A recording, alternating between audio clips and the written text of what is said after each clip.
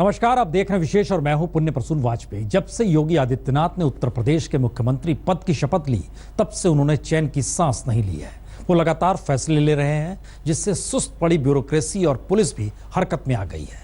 साथ ही अपने विधायकों को भी ईमानदारी और सादगी की घुट्टी पिला रहे हैं।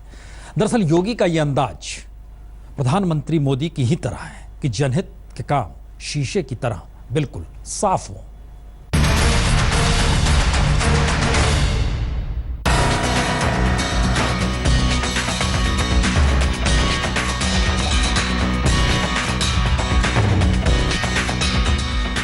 परिश्रम की पराकाष्ठा करूंगा,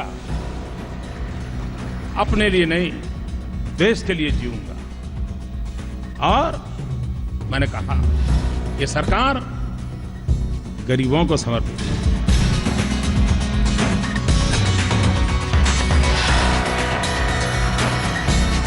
प्रधानमंत्री नरेंद्र मोदी ने इस देश के सामने विकास के लिए मेहनत का एक ऐसा आदर्श रखा जो लुभाता तो बहुतों को है, लेकिन उस पर चलना आसान नहीं। उस मुश्किल रास्ते को चुना है उत्तर प्रदेश के मुख्यमंत्री योगी आदित्यनाथ ने। मोदी ने मुख्यमंत्री बनवाया तो योगी के लिए मोदी के सपने अपने हो गए। और मैं देखता हूं कि लोग साधु संतों को भीख नहीं देते, लेकिन मेरी पार्टी ने और हमारे प्रधानमंत्री ने उत्तर प्रदेश ही मुझे सौंप दिया है। सिर्फ गेरुआ लिबास ही योगी के सन्यासी होने की पहचान नहीं है। इससे आगे एक मंझे हुए राजनेता के रूप में वो राजनीति के हर दांव पेच को समझते हैं, और इससे भी आगे एक शासक के रूप में 24 घंटे परिश्रम करने का माद्दा रखते हैं, बिल्कुल प्रधानमंत्री मोदी की तरह। हम यहाँ मौज मस्ती करने के लिए नहीं आए हैं। हम लोग 18 से 20 घंटे कार्य करने के लिए आए हैं। जो 18 से 20 घंटे हम लोगों के साथ काम कर सकते हैं वही यहां रहे, अन्यथा लोग अपना रास्ता तैयार कर ले। 19 मार्च की दोपहर योगी आदित्यनाथ ने उत्तर प्रदेश की बागडोर संभाली। उसके बाद से वो एक बेहतर यूपी के मिशन में लग गए हैं। सबसे पहले सचिवालय में जाकर हर महकमे का काम काज देखा। पैदल ही पंचम तल तक गए, जहां मुख्यमंत्री कार्यालय है।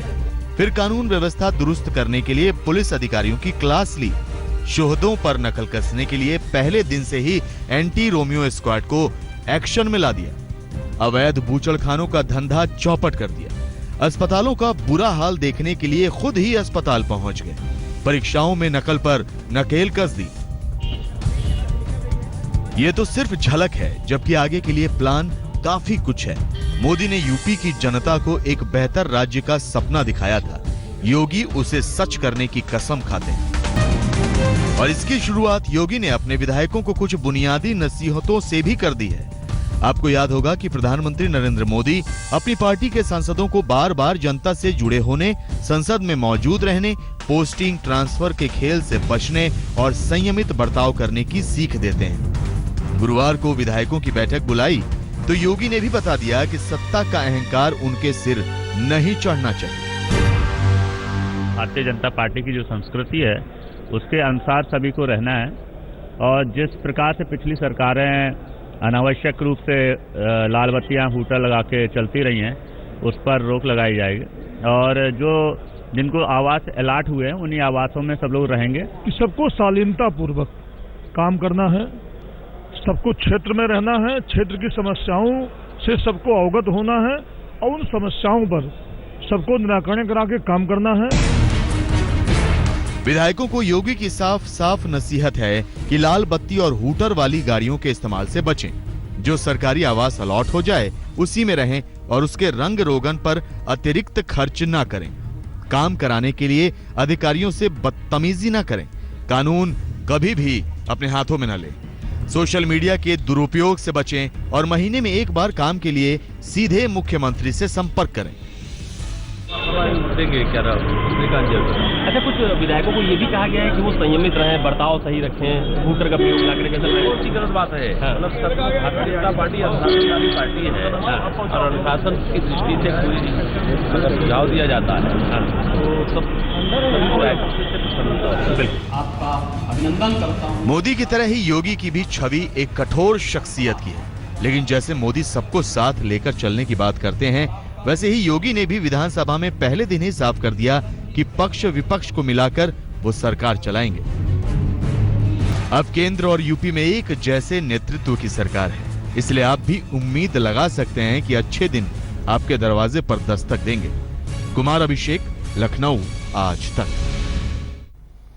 प्रधानमंत्री मोदी ने सबका साथ सबका विकास का नारा दिया था। यूपी के मुख्यमंत्री योगी आदित्यनाथ इसी मंत्र को बार बार दोहराते हैं और प्रधानमंत्री की तरह ही ये संदेश भी बार बार देते हैं। वो विकास सबका चाहते हैं, लेकिन तुष्टीकरण किसी के नहीं। आदरणीय श्री नरेंद्र मोदी जी देश के यशस्वी प्रधानमंत्री के रूप में माननीय श्री नरेंद्र मोदी जी के नेतृत्व की सरकार की राह पर आदरणीय नरेंद्र मोदी जी के नेतृत्व की सरकार बनने के बाद भारत के यशस्वी प्रधानमंत्री आदरणीय श्री नरेंद्र मोदी जी मुख्यमंत्री बनने के बाद योगी आदित्यनाथ जब पहली बार गोरखपुर पहुंचे तो लोगों से सार्वजनिक मंच से बातें की 25 मिनट तक, और उसमें प्रधानमंत्री नरेंद्र मोदी का नाम लिया 14 बार। ये योगी पर मोदी की छाप को दिखाता है। गुजरात के मुख्यमंत्री रहते मोदी गांवों में ही कैबिनेट सजा लेते थे। वैसे ही योगी उत्तर प्रदेश की कानून व्यवस्था को दुरुस्त करने के लिए पुलिस वालों से सीधा संवाद साधने लगे। वाहनों की स्थिति क्या है यहाँ पे? जो पुलिस के पास जो वाहन है उनकी स्थिति क्या है? दो गाड़ियां हैं हमारे पास। एक मेन थाना जो इंस्पेक्टर की गाड़ी है सर, और एक सेकंड ऑफिसर की गाड़ी है सर। लग जाएगा मुंह में। 16 चौकियां हैं, हाँ। उसमें से 3 चौकियां गाड़ी है और हर थाने में सर की 2 गाड़ियां हैं जो थाने से संचालित होती है सर। राजनीति की चकाचौंध में बड़े बड़े अपने रास्ते से भटक जाते हैं, लेकिन 19 साल से लगातार सांसद रहे योगी आदित्यनाथ के लिए जिंदगी का फलसफा गेरुआ लिबास की सादगी में लिपटा है।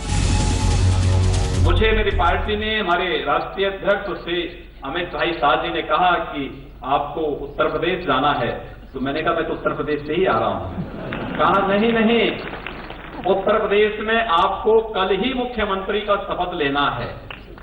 मैं आपको आश्चर्य करूंगा कि मेरे पास उस समय केवल 1 जोड़े कपड़े थे। योगी के सन्यासी रूप में प्रधानमंत्री नरेंद्र मोदी का फकीराना अंदाज झलकता है, जिसके बूते वो खुद को सत्ता में होकर भी उससे दूर रहने का दम दिखाते हैं। ज्यादा से ज्यादा ये मेरा क्या कर लेंगे भाई? नहीं बताइए क्या कर लेंगे? अरे हम तो फकीर आदमी हैं, झोला लेके चल पड़ेंगे जी। गुजरात का मुख्यमंत्री बनने से पहले मोदी को कोई प्रशासनिक अनुभव नहीं था। वो तो कभी विधायक या सांसद भी नहीं बने थे। योगी भले 5 बार के सांसद रहे हों, लेकिन जब यूपी की कमान संभाली तो इनके बराबर भी सरकार में होने का कोई तजुर्बा नहीं था। लेकिन जब इरादे मजबूत हों और नीयत महान तो तजुर्बे की गंगा खुद ब खुद बहने लगती है। आपको याद होगा कि यूपी चुनाव के दौरान मोदी ने शासन के भेदभाव पर सवाल उठाया था। अब उसी भेदभाव के खिलाफ लड़ने की हुंकार योगी भर रहे हैं। भाइयों बहनों, गांव में अगर कब्रिस्तान बनता है तो गांव में स्मशान भी बनना चाहिए। अगर रमजान में बिजली मिलती है तो दिवाली में भी बिजली मिलनी चाहिए। अगर होली पे बिजली मिलती है तो ईद पर भी बिजली मिलनी चाहिए। भेदभाव नहीं होना चाहिए। उत्तर प्रदेश आज केंद्र की माननीय श्री नरेंद्र मोदी जी के नेतृत्व की सरकार की राह पर सबका साथ और सबके विकास की राह पर चलेगी। यहां पर किसी के साथ न जाति के नाम पर, न मत के नाम पर, न मजहब के नाम पर, न लिंग के नाम पर किसी प्रकार का कोई भेदभाव नहीं। विकास सबका होगा, लेकिन तुष्टीकरण किसी का नहीं होगा। इंसान में हिम्मत तब आती है जब उसकी निजी जिंदगी पाक साफ हो। 2014 के लोकसभा चुनाव के दौरान दिए हलफनामे में प्रधानमंत्री नरेंद्र मोदी ने अपनी सारी संपत्ति 1,65,91,582 रुपए घोषित की थी, जबकि यूपी के मुख्यमंत्री योगी आदित्यनाथ ने 72,17,674 रुपए। अब मोदी हो या योगी, दोनों ही योग की सनातनी व्यवस्था के जबरदस्त पैरोकार हैं। प्रधानमंत्री नरेंद्र मोदी ने दुनिया पर दबाव बनाकर 21 जून को योग दिवस घोषित कराया। अब योगी उसी रास्ते पर चलकर यूपी को सेहतमंद बनाना चाहते हैं। योग हमारी पुरातन पारंपरिक अमूल्य देन है। योग मन व शरीर, विचार व कर्म, संयम व उपलब्धि की एकात्मता का तथा मानव व प्रकृति के बीच सामंजस्य का मूर्त रूप है। भारत के माननीय प्रधानमंत्री जी ने योग के पीछे इस प्रकार का अभियान चलाने का उद्देश्य क्या था? जन्म जन्मांतर के और संपूर्ण ब्रह्मांड के उन रहस्यों को जानना है, तो योग के माध्यम से अचेतन मन को हम जागृत करें, उसको सक्रिय करें। ये एक इत्तेफाक हो सकता है कि कभी जवानी में मोदी तपस्या के लिए हिमालय गए थे, लेकिन वहीं से मोदी के लिए राजनीति की गंगा निकली। दूसरी तरफ योगी हिमालय की गोद में पले बढ़े, लेकिन सन्यासी बनने की चाहत उन्हें गोरखपुर खींच ले आई। वो सन्यासी के साथ राजनेता बने और अब सीएम। कुमार अभिषेक, लखनऊ, आज तक। योगी आदित्यनाथ ने बहुत कम उम्र में संन्यास ले लिया था, जबकि प्रधानमंत्री मोदी भी अपने जवानी के दिनों में हिमालय गए थे।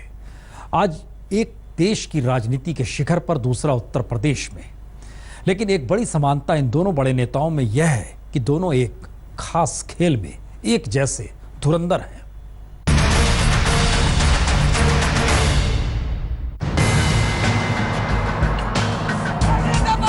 चाहे प्रधानमंत्री नरेंद्र मोदी हो या फिर उत्तर प्रदेश के मुख्यमंत्री योगी आदित्यनाथ, दोनों ने परिवार की चौहद्दी को तोड़कर अपने लिए समाज सेवा का अंतहीन आसमान चुन लिया।